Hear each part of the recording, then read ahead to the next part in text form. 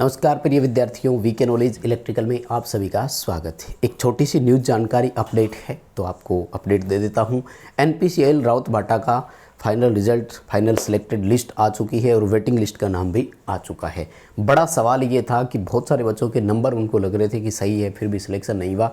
Official cut off जारी हो चुकी है, सो मैं आपको बताने वाला हूँ। वैसे ये कट ऑफ हमने टेलीग्राम पर भी अपडेट डलवा दिया था, उसी दिन 2-3 दिन पहले आ चुकी थी। सो आई होप कि आपने वहाँ से देखा भी होगा। टेलीग्राम पर हमारे साथ कनेक्टेड जरूर रहिए। अगर आपको सूचनाएं सबसे पहले लेनी है तो डिस्क्रिप्शन में लिंक है, टेलीग्राम पर जुड़ जाइए। ये ऑफिशियल डाटा है जो उन्होंने जारी किया है। बहुत सारे बच्चों के स्कोर सही है फिर भी सिलेक्शन नहीं हुआ, इस पर भी एक चर्चा करूंगा, क्योंकि मेरे पास कई सारे कॉल और मैसेज आ गए इस तरह के जो कट ऑफ से स्कोर मैच कर रहे हैं फिर भी उनका नहीं हुआ सिलेक्शन।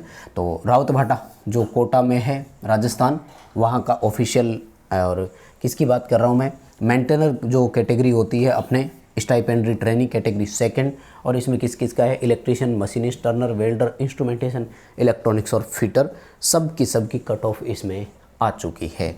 तो ये देखिए माय डियर, जो अपने इस एडवांस टेस्ट जिसको बोलते हैं स्टेज सेकंड का सीबीटी का, उनकी बात कर रहा हूँ मैं, है ना। तो पेपर के लेवल के हिसाब से मेरिट थोड़ी ऊपर जाती है, क्योंकि पेपर आपने देखा होगा ये वाला हमने डलवा दिया है आपके लिए उसमें लाइफ टाइम मेंबरशिप में। तो कुछ पेपर क्वेश्चन आसान रहते हैं इसलिए भी मेरिट चढ़ जाती है, और किस पदों की संख्या कुछ कम है इसलिए भी मेरिट ओवरऑल चढ़ जाती है। तो देखो, सबसे पहले इलेक्ट्रीशियन वालों की अगर मैं बात करूं तो माय डियर, अनरिजर्व की जो मेरिट गई है वो 134 नंबर गई है, यानी 134 वाले का सिलेक्शन हुआ है गुरुजी। किस में से? 150 में से। अब आप सोच कर देखिए यहाँ पर कि अगर हम इसको परसेंटेज में कन्वर्ट करते हैं तो माय डियर 89.33% मेरिट है, यानी 90% नंबर अगर आप लाए हैं तो सिलेक्शन हुआ है। अगर 89 है ना तो भी नहीं है। और ये बात देखो, मैं हमेशा बोलता आया हूँ क्या, कि कम्पिटिटिव एग्ज़ाम और क्वालिफ़िकेशन एग्ज़ाम जो होते हैं ना हमारे एजुकेशनल एग्ज़ाम, उनमें इतना फ़र्क होता है। अब अगर 10वीं में किसी बच्चे के 89% और किसी बच्चे के 90% आए हैं तो दोनों ठीक ठाक है, एक जैसे है, कोई दिक्कत नहीं, क्योंकि दोनों पास हो गए। लेकिन यहाँ देखो, ये पास है और ये फेल है, ये बड़ी प्रॉब्लम होती है।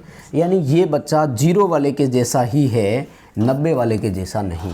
इसलिए हमें मेहनत की यहाँ पर बहुत सख्त ज़रूरत होती है।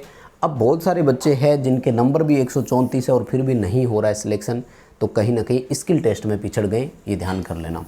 एससी की मेरिट भी देखो 131 नंबर गई है, तो कोई कम नहीं है ये भी।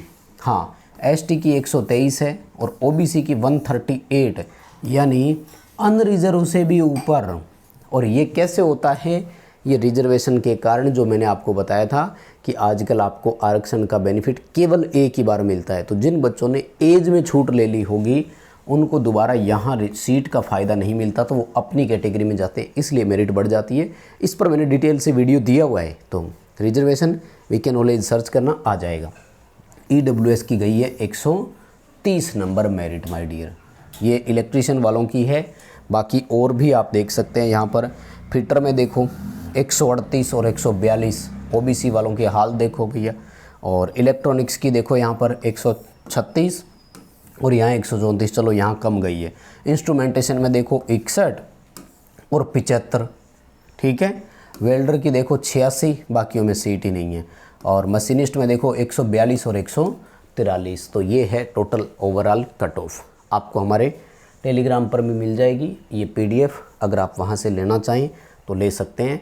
और फिर ये वेटिंग लिस्ट वालों की देख लो, यानी 131 नंबर वाला तो वेटिंग में है। ओबीसी में देखो 138 वाले का सिलेक्शन हुआ है, 138 वाला वेटिंग में भी है। तो वो मतलब जो एज में छोटा था वो वेटिंग में है, एज में बड़ा था उसका सिलेक्शन हो गया, इतना सा ही फ़र्क है, ठीक है ना। तो वेटिंग कट ऑफ लगभग बराबर सी है, कोई ज़्यादा फ़र्क नहीं है। अब मेहनत करनी पड़ेगी, कम सीटों में सिलेक्शन चाहिए तो 90% का टारगेट लेकर चलना पड़ता है। माय डियर, अपडेट इतना ही था। वीडियो को लाइक करके दोस्तों तक पहुंचाइए, प्लीज़ शेयर कीजिएगा और चैनल को सब्सक्राइब करना ना भूलें। अपडेट चैनल पर भी देते रहते हैं। बहुत धन्यवाद।